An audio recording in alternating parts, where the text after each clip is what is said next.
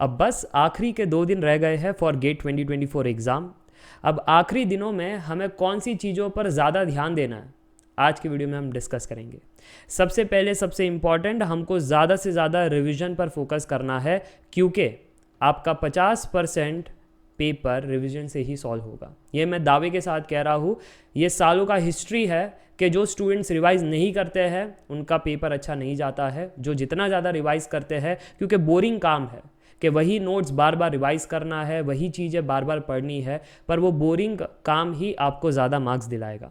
50% paper ऐसे ही solve हो जाएगा।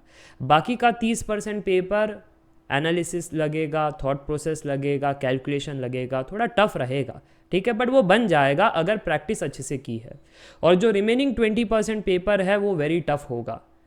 फॉर्मूला पहली बार देख रहे हो, सवाल कुछ यूनिक है, 2-3 चैप्टर्स को मिलाया गया है, सब्जेक्ट्स को मिलाया गया है, वो यूनिकनेस जो गेट एग्ज़ाम की है वो आपको वहाँ पर पता चलेगी। और 20% टफ होता ही है हर साल, नहीं तो हर एक बच्चा 100 में से 100 लेकर आ जाए, ठीक है, और ऐसा होता नहीं है। 100 में से 100 किसी को नहीं मिलता है, reason being very tough questions वो पूछते हैं, ठीक है, पर उनका वेटेज 20% ही होता है, इसलिए ज़्यादा टेंशन मत लो, ओके।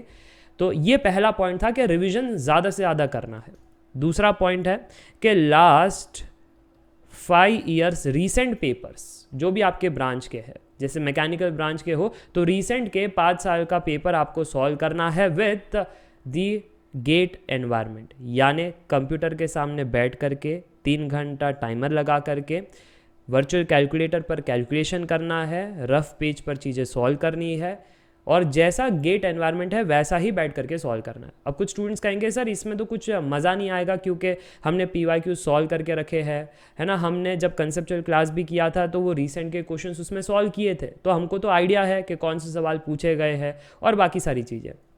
उसके लिए हम सॉल्व नहीं कर रहे हैं कि आपको कुछ नया क्वेश्चन मिले। रीज़न जो हम ये कर रहे हैं वो आपको हैबिट आना चाहिए कि एक्चुअल गेट एग्ज़ाम में रैंडम चीज़ें होगी और वो रैंडम चीज़ें में आपको डिस्ट्रैक्ट नहीं होना है, एक सेल्फ एनालिसिस का मौका मिल सके कि अभी भी हम कौन कौन सी गलतियां कर रहे हैं। सब कुछ पता होने के बावजूद भी हम कौन कौन सी गलतियां कर रहे हैं, सिली मिस्टेक, कहीं ईगो पर आ गए, एक सवाल को 10 मिनट दे दिया, और ऐसा होगा, ठीक है। तो वो फोकस करो कि एंड मोमेंट्स में आप कौन कौन सी गलतियां कर रहे हो और उस पर काम करना स्टार्ट कर दो, ठीक है। ये हो गया सेकेंड पॉइंट। अब तीसरा पॉइंट है, आपको अच्छी नींद निकालनी है, गुड स्लीप।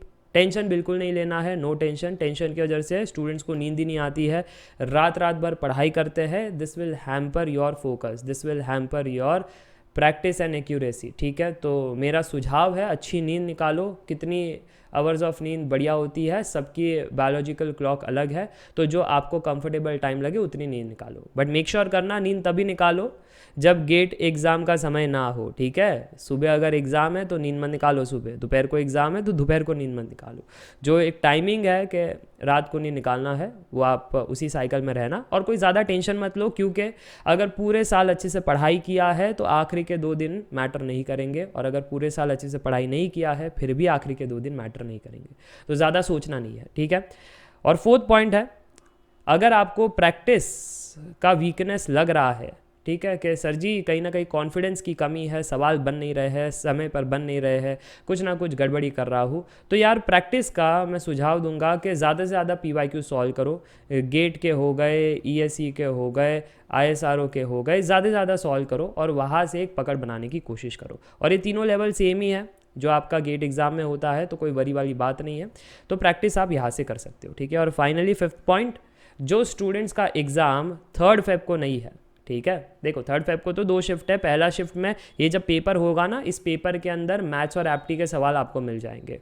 तो अगर आपका कोई दोस्त है या फिर आपको यूट्यूब से कहीं से मिल रहा है कि कौन कौन से टॉपिक से सवाल पूछे गए थे, तो ज़रूर से उस पर रिवीजन और प्रैक्टिस ज़्यादा कर लेना आपका सेकेंड शिफ्ट में। देखो समय का डिफरेंस है तो कहीं ना कहीं आपको मिल जाएगा, ठीक है। अगर 1 घंटा भी मिल गया, कहीं ना कहीं आधा घंटा भी मिल गया कि ये टॉपिक से चीज़ें आ रहे, तो आधे घंटे में सीख लेना कि अच्छा ये टॉपिक को एक बार रिवाइज कर लेता हूँ, क्योंकि एक ट्रेंड है कि जो टॉपिक के सवाल पूछे जाते हैं ना रीसेंट पेपर्स में, जैसे अभी ये पहले शिफ्ट में, तो कहीं ना कहीं वो टॉपिक आपको बाद में भी दिखाई देगा, ठीक है। और बाकी के पेपर्स में भी होगा, ये जो February 4, 10, 11 इनमें भी आपको मैथ्स एंड एप्टी के similar level and similar kind of concept के सवाल मिलेंगे। मैं ये नहीं कह रहा हूँ कि सेम होगा, बट सिमिलर होगा। जैसे अगर प्रोबेबिलिटी डिस्ट्रीब्यूशन से सवाल पूछ रहे हैं, एक पेपर में नॉर्मल डिस्ट्रीब्यूशन आ गया तो दूसरे में पॉइजन आ जाएगा, तीसरे में बर्नौली आ जाएगा, चौथे में बाइनोमियल आ जाएगा, तो ऐसा आएगा। तो कहीं ना कहीं आपको पता चल जाएगा कि डिस्ट्रीब्यूशन से सवाल पूछे गए हैं। और एक बार ऐसा हुआ भी था कि डिफरेंशियल इक्वेशन से कॉशी यूलर डिफरेंशियल इक्वेशन एक दो पेपर में पूछ लिया, तो बाकी पेपर में भी वही आ गया था, कॉशी यूलर ही आ गया था। तो ये सारी चीज़ आपको मैं इनसाइट्स दे रहा हूँ दैट मैथ्स एंड एप्टी, ये आपको रीसेंट पेपर में 2024 में कौन कौन से टॉपिक्स पूछे गए हैं इस पर फोकस रखना है। और मैं भी ट्राई करूंगा, जितने भी स्टूडेंट्स हैं मुझको मैसेज कर लेना, ठीक है। जो मेरा व्हाट्सएप नंबर है दैट इज़ 8097220743, इस पर मैसेज करना ताकि बाकियों भी मदद हो सके।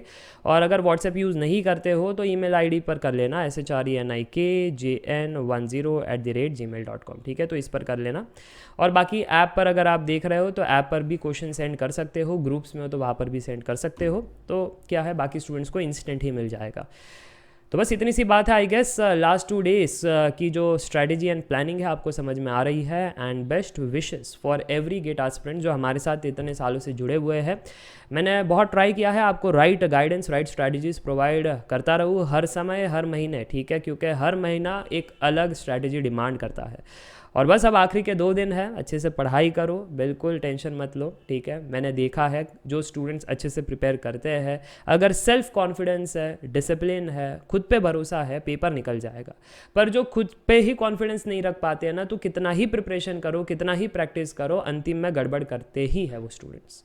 तो आखिरी में खुद पर कॉन्फिडेंस रखो, बस इतना ही मेरा सुझाव रहेगा। बाकी देखो मैजिक कैसे होता है। सो चलिए मिलते हैं नेक्स्ट वीडियो में। Up till then take care, bye bye for now, see ya, bye.